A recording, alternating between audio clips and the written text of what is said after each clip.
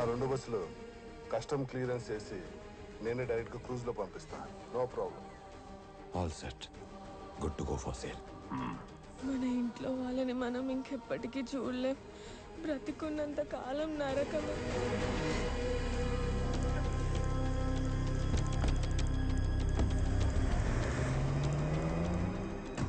అదిగో వాడే వచ్చేస్తున్నాడు.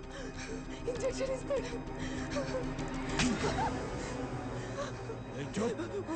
నా దేవుడు కూడా కాపాడలేడు.